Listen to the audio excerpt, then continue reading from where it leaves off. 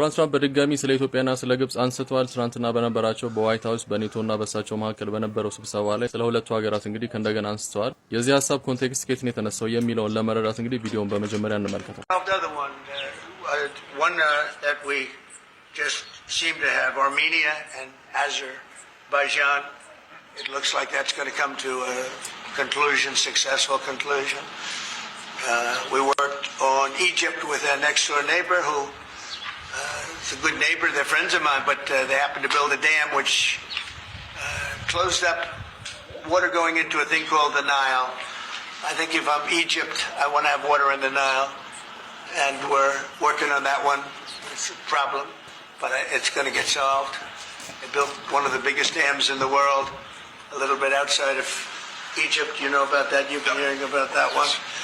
And that turned out to be a big problem. I don't know. I think the United States funded the dam. I don't know why they didn't solve the problem before they built the dam. But it's nice when the Nile River has water. It's a very important source of income and life. It's the life of Egypt. And to take that away is pretty incredible. But we think we're going to have that solved very quickly.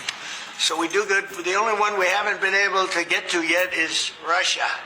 ዶናልድ ትራምፕ በትናንትናው ዕለት በነበራቸው ስብሰባ ከእንደገና የኢትዮጵያና የግብጽን ሁኔታ አንስተው ለሚዲያዎችም ማብራሪያ ሰጡ ነበር። ቀደም እንደሰማችሁት እንግዲህ የተነሱበት ኮንቴክስት ከዚህ በፊት በሰሯቸው ማለትም በሰላም ላይ በሰሯቸው ሁኔታዎች የተሳካላቸውን ስኬታቸውን የተናገሩት። በተጨማሪም ሌሎቹ ሰላም ሁኔታዎች ላይ እሳቸው ሰርተው መፍትሄ እንዳመጡና አሁን ደግሞ በተጨማሪ በኢትዮጵያና በግብጽ መሃል ያለውን ልዩነት ለማቀራረብ እየሰሩ እንደሆነ ነው የተናገሩት። በዚህ ኮንቴክስት ያለውን ነገርም ሲናገሩ ለሁለተኛ ጊዜ ነው። ከዚህ በፊትም እንደነገርኳችሁ ዶናልድ ትራምፕ የእሳቸው ሌጋሲ እንዲሆን የሚፈልጉት የሰላም ሰው ናቸው፣ ሰላም የፈጠሩ ሰዎች ናቸው። ፕሬዝዳንት ባሉበት ወቅት ብዙ ሰላም ላይ ሰርተዋል የሚባለው ነገር ሌጋሳቸው እንዲሆን ይፈልጋሉ። እናም ትናንትናና ከዚህ በፊት ከተናገሩት ጋር የሚለየው ነገር የኢራንና የእስራኤል ጦርነትን አውጥተዋል። በተጨማሪ ደግሞ የፓኪስታንና የህንድን ሲቹዌሽን ሰላም መፍጠራቸውን እዛ ላይ አልተናገሩም። ለዚህ ምክንያቱም የሆነው እንግዲህ ያው መነግራችሁ የኔን ሐሳብ ነው። ሁለቱም ሀገራት ኖቤል ፕራይስ እንዲሸለሙ ኖሚኒ ስላደረጓቸው ነው ብዬ አስባለሁ። ስለዚህ ዶናልድ ትራምፕ በአሁኑ ወቅት እየተናገሩትና አድሬስ እያደረጉት ያለው ማለትም ይሄንን ግድቡ እኛን ፋይናንስ ያደረግነው ከሚለው ውጪ ማለት ነው ዓለማችን ላይ የሚገኙትን ጦርነቶች ሙሉ ለሙሉ በሚባል መልኩ ማለትም የራሻና የዩክሬን በስተቀር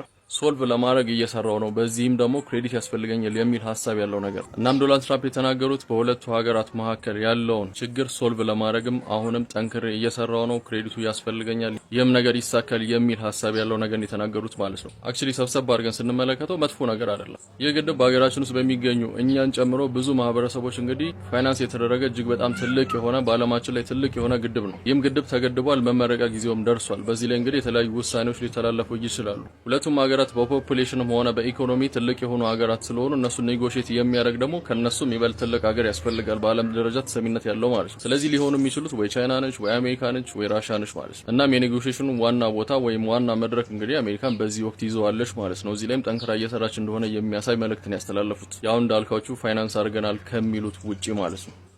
አዲስ ነገር ካለ መመለስ ይሆናል። ብሩክ ነኝ። መልካም ቀን ይሁንላችሁ።